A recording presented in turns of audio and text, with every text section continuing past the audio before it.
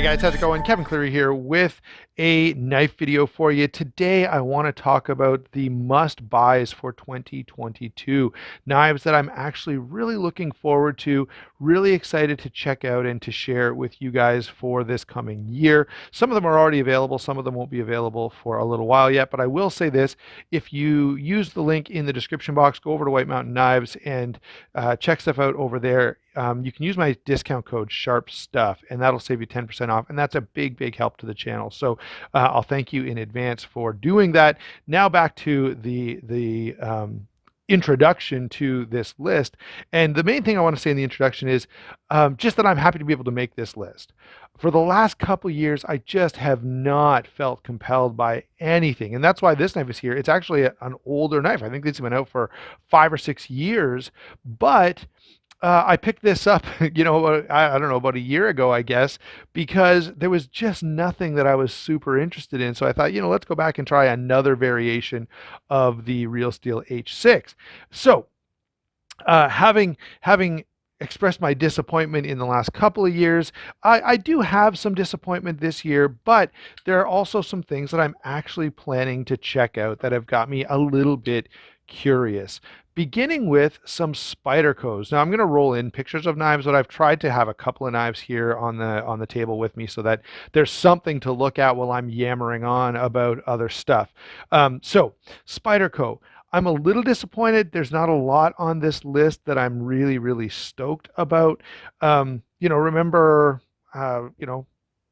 we've had some exciting stuff from Spyderco. The Swayback I think is pretty cool and a really interesting knife. The Subvert was another one, but I don't know, guys. I have not been as excited for Spyderco's the last little bit. However, this year there's something interesting. By the way, I do like the Yo Jumbo is a pretty cool knife, but the Stretch 2 XL lightweight definitely looks like something to check out and pick up. Along with, they've come out, I think, with an S90V, sprint run of the Yo Jumbo, and that would be another knife that I'd like to get my hands on. I do like the Yo Jumbo. I know not everyone does, but when I reviewed it, when I had it and carried it and used it, I really enjoyed it. I found no major issues with it.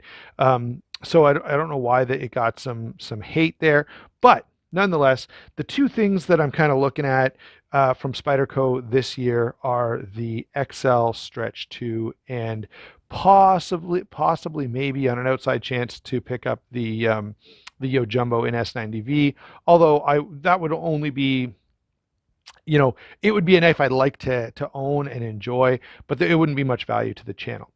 Moving on, this is a strange one that I don't normally get to talk about, but there are some buck knives that I'm actually interested in, and worst of all, they are buck 110s. I do want to check out the new version of the 110 Slim Pro, the screw construction one with the plastic, the FRN handles or whatever, and I think the full proper name is the 110 Slim Pro TRE. So I do want to check one of those out. Very budget friendly, slim, easy to carry, like all the things that I liked about the 110 Slim Pro before, but with the ability to disassemble with screws. That's really cool. The other thing is I'll probably get my hands on a 110 Sport. That's a really interesting looking knife to me, and so I probably will try to pick up one and just see what I think of it. The 110 is such an iconic knife that it's hard not to pay it a little bit of attention, even if I wish Buck would sort of do something else that was compelling. And anyway, that's my story. There are a couple bucks that I'd like to look at. Another company that I haven't really been excited about in the past, but the minute I saw this knife, I really wanted to check one out. I'll throw something else on here so there's a little bit of change in the scenery. The MKM Hero. It looks like a really cool combination of sort of a big, beefy, heavy-duty knife, while at the same time also being, kind of flashy and having nice materials. And I think there was a micarta version and a carbon fiber version. Anyway, it looks really cool. I like the look of it. I like the overall design. It looks like it would be something that would feel really good in hand. And so for all of those reasons, I want to get my hands on an MKM Hero. That's Maniago Knife Makers for those who are maybe not familiar. Next up, I do have a couple of representations here, but I don't have them both with me. We'll throw in what is on my very short list of probably, this is probably my favorite Benchmade of all time. Um, Certainly most easily recommended, the Benchmade Super Freak. But this year we've got a couple things coming out, and I go back and forth on Benchmade. They tend to run a little hot and cold.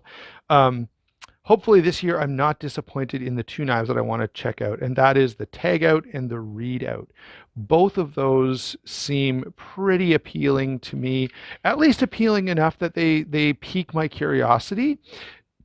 And so I do plan to get my hands on those, or hope to get my hands on those, use them, share them with you, kind of, be able to at least experience it. And all of these knives that are on my list, um, my full opinion. I'm reserving judgment until I actually handle them. These are just knives that I'm interested in enough to say, yeah, I'm going to kind of look forward to that coming out and try to get my hands on one. Moving on, let's talk a little bit about a company that I don't think has ever been on this list before, and that is CGRB Artisan Cutlery. So Artisan Cutlery has a couple of things coming. First of all, they've got a Ferrum Forge collab, which has not yet been named, but you can see a picture of it there. I'm a sucker for Ferrum Forge knife works. I just love all their designs, and I would, if money were no object, I would probably own every single Ferrum Forge collaboration. There's just something about their aesthetic that connects with me, and unapologetically, I'm going to check this out, even if I have some reservation about Artisan's ability to do a really, really good job with it. The other knife that I want to check out from CGRB is the Hyperlight, which is designed by Joe Flowers. He does a lot of stuff with Condor. Um, but in this case, he's working with CGRB and RPM9 steel, which means it's going to be a fairly budget-friendly fixed blade. I really, really like the design of this knife. So the Hyperlight is one that I definitely want to pick up and spend some time with out in the woods. Next, let's move over to what is one of my favorite companies. We've talked about them many, many times on the channel, and we'll continue to do so, hopefully, anyway. Cold Steel. This, of course, is my Formax. It's one of my favorite knives in existence, and certainly one of my favorite Cold Steel models. There are a few things that I want to check out from Cold Steel. One are some already established offerings. So the 8010, they're going to do a Tanto bladed version this year, and they're also going to do an 8010 Light, and I absolutely plan to get both. Those look pretty interesting to me. And if the Light is as good as their previous, they've done a couple of their knives in the Light. They've done the Formax, they've done the 8015, they've done the SR1, and there's one other that I'm forgetting, I think, guys. Anyway, each of the ones that I've handled has been fairly well done. Now, I did wish for the SR1 Light, I wish they hadn't gone with HCR13 MOV steel. I wish they would have stuck with the AUS 10 because that's a great steel. So I'm hoping with the 8010 Light that they go with the AUS 10.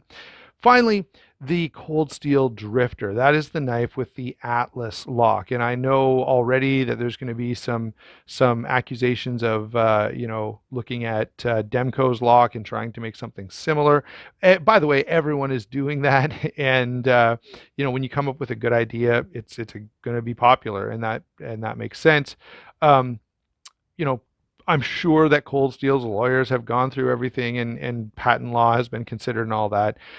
Anyway, we'll see. By the way, there's a couple of other knives that have sort of those slide lock mechanisms that I'm kind of interested in.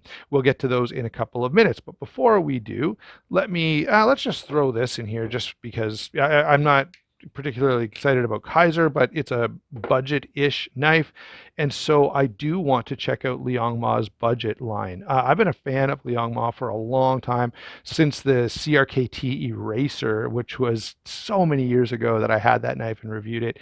But Liang Ma is a very interesting designer. He's got lots of really cool stuff out there. I've had some of his high-end Riots. They're very well done.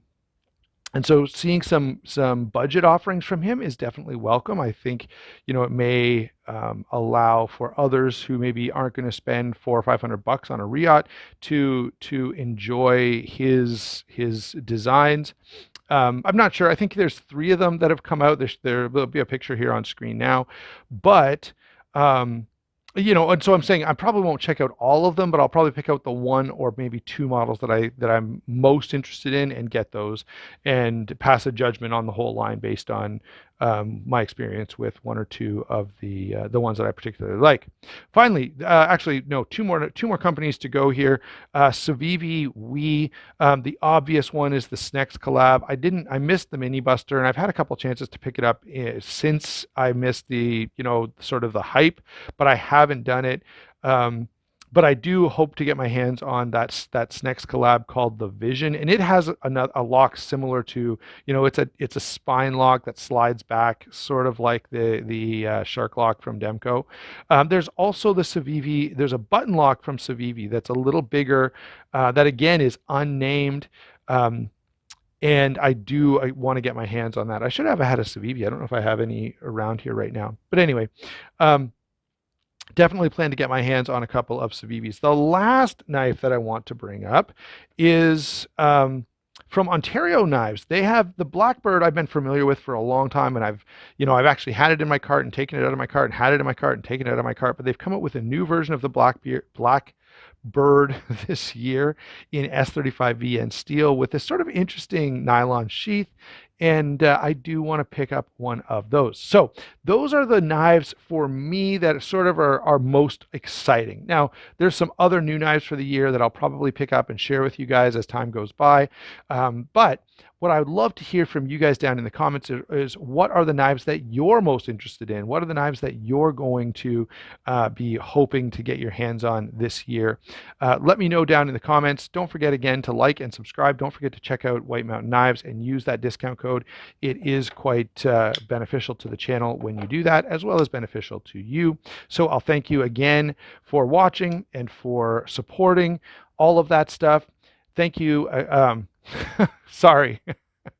I wanted to say I get to make these videos. It's a lot of fun and I really enjoy it. And I hope you guys enjoy watching them too. We'll talk to you soon.